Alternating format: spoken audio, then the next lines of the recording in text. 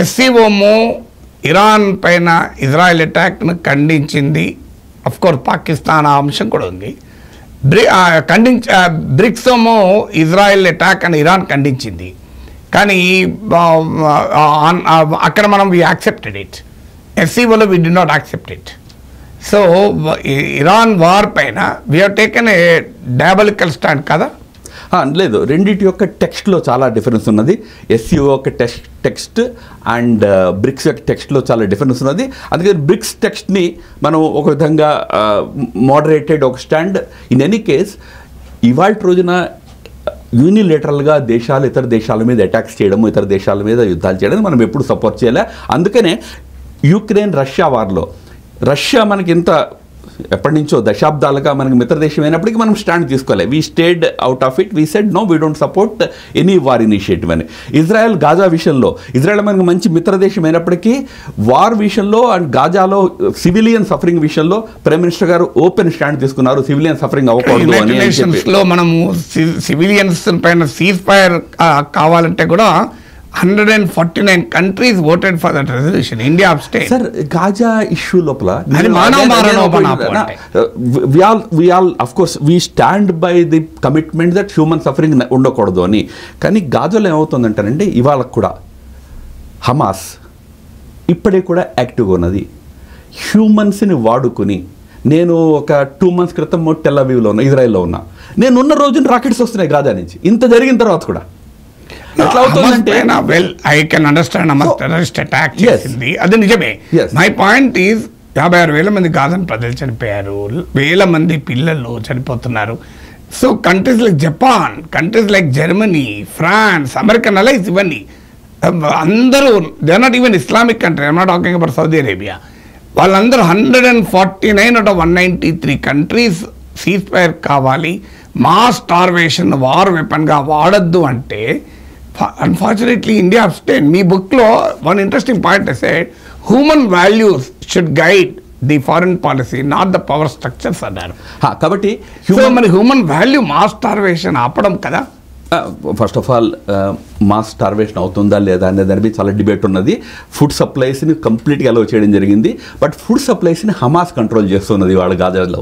So there are many intricate issues. మనము అక్కడ cease fire అవ్వాలి, యుద్ధం ఆగాలి, దానికి వ్యతిరేకం కాదండి. కానీ సీజ్ ఫైర్ చేయమని ఒక దేశానికి చెప్పలేం కదా. Can you ask only Russia to do cease fire? Can you ask only Ukraine to do cease fire? Can you ask only Iran to do cease fire? So if United nations effort is to tell Israel you stop war, but అవతల నుంచి రాకెట్లు వస్తూ ఉంటాయి, అది ఎట్లా నడుస్తుంది? కాబట్టి United nations కానివ్వండి, ఇతర దగ్గర కానివ్వండి, మనం తీసుకుంటున్నటువంటి నిర్ణయాలు ఏవైతే ఉన్నాయో అవి వ్యావహారికమైన నిర్ణయాలు తీసుకుంటున్నాము, కేవలం రొమాంటిక్ నిర్ణయాలు కాదు. మనం పీస్తో నిలబడ్డాము, 40 పైన రెజల్యూషన్స్ చేసిన యూఎన్. మీరు ఒక రెజల్యూషన్ గురించి నన్ను అడుగుతున్నారు. More than 40 resolutions for past. ఏం జరిగింది చెప్పండి నాకు ఇవాళ వరకు? ఎవరు ఆపారు యుద్ధం?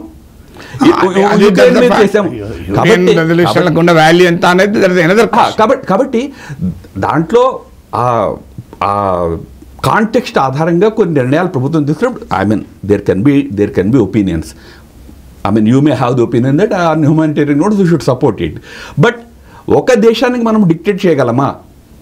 రెండో వైపున ఉన్నటువంటి హమాస్ లాంటి టెర్రరిస్ట్ ఆర్గనైజేషన్ తను ఆయుధాలను వదిలిపెట్టి ఆ హింసను వదిలిపెట్టడానికి సిద్ధం కానంత వరకు ఒకే దేశానికి మనం చెప్పగలమా? If somebody would have told that to us in Operation Sindoor time, మనం ఎలా రియాక్ట్ అయ్యేవాళ్ళం? మీకు చెప్పుంటారు మీరు సీజ్ ఫైర్ చేయండి అంటే. ఇప్పుడు అదే జరిగింది కదా. ఇప్పుడు మనము యూరోప్కి వెళ్ళి we want partners not preachers అన్నాం. We were preacher in Israel Iran conflict, we were preacher in US-Iran conflict, we were not even preacher in Israel Gaza issue. So మనమే చెప్పిన సిద్ధాంతమే కదా, we want partners not preachers. India ఎక్కడ preach చేయలేదండి. India took a principled stand. ఒకటి Iran president phone చేసి de-escalate చేయండి అన్నాం. ఒకవైపు వాడు ఇజ్రాయెల్ అమెరికా వాడు ఇద్దరికి చెప్పాం. ఇద్దరికి అంటే మా వ్యూ ఇది అని చెప్పాము తప్పితే మనము యాక్చువల్గా ప్రీచ్ చేస్తున్న వాళ్ళు ప్రీచ్ ఒకటి చేస్తున్నారు, ప్రాక్టీస్ కూడా చేస్తున్నారు. మీరు see what Xi Jinping says all the time. మేమేమి లేము, అసలు Xi ఎక్కడ లేము. Jinping cannot be our ideal. Look at Trump అంటే ప్రపంచ రాజకీయాలను అర్థం చేసుకోవాలి. నేను అదే అంటున్నా, మన పెద్ద ప్రాబ్లం ఏంటి నాగేశ్వర గారు చెప్పిన, మీరు అందరూ ఒక రొమాంటిక్ దునియాలో జీవిస్తుంటారు. రొమాంటిసిజం, అరే మనం ఇక్కడికి వచ్చినప్పుడు మన సంస్కృతి గుర్తొస్తూ ఉంటుంది. రియలిస్టిక్ గా ఉండాలి. జయశంకర్ యూరోప్ కి అదే చెప్పాడు, రియలిస్టిక్ గా ఉండండి, మీ ఇష్యూస్ ని మా నెత్తి మీద వద్దకండి. మా ఇష్యూ మీరు ఎందాక అన్నారు, పాకిస్తాన్ ఇండియా ఇష్యూ వచ్చింది, ఒక యూరోపియన్ దేశం నిలబడదు, కానీ యూక్రెయిన్ లో ఇండియా నిలబడాలంటే Jaishankar told. Jaishankar said Europe issues global issues, కానీ ఇండియా ఇష్యూస్ గ్లోబల్ కావు. సో అది మన stand. We are not preaching to anybody, we are standing by certain principles.